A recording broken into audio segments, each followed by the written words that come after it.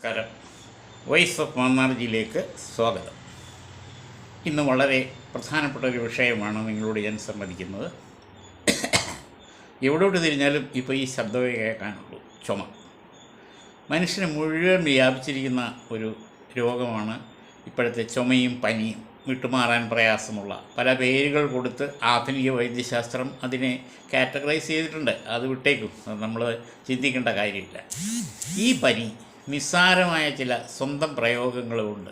ചുമയും പനിയും മാറ്റാൻ കഴിയുമെങ്കിൽ അതല്ലേ ഏറ്റവും നല്ലത്. യാതൊരു പാർശ്വഫലങ്ങളും ഇല്ലാത്ത നാട്ടുവൈദ്യ രീതിയിലുള്ള ഒരു ചികിത്സാ സമ്പ്രദായത്തെ പറ്റിയാണ് പറയാൻ പോകുന്നത്. വളരെ നിസ്സാരമാണ്, നിങ്ങൾക്കൊക്കെ എല്ലാം ഒരുപക്ഷെ അറിയുന്നതുമായിരിക്കും. ശ്രദ്ധിച്ച് കേട്ടോളുക. ഓക്കെ, വോയിസ് ഓഫ് മാന്നാർജിയിലേക്ക് വീണ്ടും സ്വാഗതം. നിങ്ങൾ ഈ ചാനൽ കാണണം, സബ്സ്ക്രൈബ് ചെയ്യണം, കമൻറ്റ് ചെയ്യണം, ഫോർവേഡ് ചെയ്യണം, മറ്റുള്ളവരെ അതിനെ പ്രേരിപ്പിക്കുകയും ചെയ്യണം. ഞാനാരാണെന്നറിയാമല്ലോ, മാന്നാർജി രാധാകൃഷ്ണൻ വൈദ്യർ. നിങ്ങൾക്കറിയില്ലേ? Retired physician, Aryavaidya pharmacy, Coimbatore limited.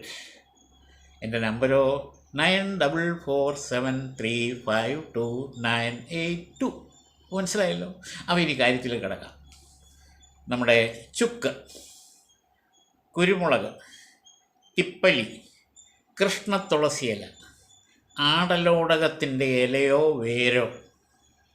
ഇത് ആടലോടകത്തിൻ്റെ ഇലയോ വേരോ കൂടുതലെടുക്കണം.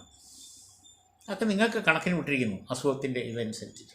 പിന്നെ കിരിയാത്ത്, നിലപ്പാല, പിന്നെ കീഴാർനെല്ലി. ഈ 8 ഔഷധങ്ങളെ വേണ്ടു. ബാക്കിയുള്ള ആടലോടകത്തിൻ്റെ ഇലയും വേരും ഒഴിച്ച് ബാക്കിയുള്ളതെല്ലാം ഒരേ അളവ് മതി. അതെല്ലാം കൂടിയ എൻ്റെ അത്രയും അളവ് ആടലോടകത്തിൻ്റെ ഇലയും പിന്നെ വേരും. ഇതൊക്കെ പച്ചയാണെങ്കിൽ അതായിരിക്കും ഏറ്റവും നല്ലത് കേട്ടോ. ഇതെടുത്തിട്ട് നല്ലതുപോലെ കഷായം വയ്ക്കുക. ഒരു 2 ലിറ്ററോ 3 ലിറ്ററോ വെള്ളത്തിൽ അങ്ങോട്ട് തിളപ്പിച്ചിട്ട് 100 ml അല്ലെങ്കിൽ 200 ml ആയിട്ട് വറ്റിക്കുക. അല്ലെങ്കിൽ വേണ്ട, സാധാരണ കണക്കനുസരിച്ച്, കഷായത്തിൻ്റെ കണക്കനുസരിച്ച് 1350 ml വെള്ളത്തിൽ തിളപ്പിച്ച് അത് വറ്റിച്ച് 300 ആക്കി അരിച്ചെടുത്ത് വീണ്ടും കുറുക്കി 100 ml ആക്കിയാൽ മതി.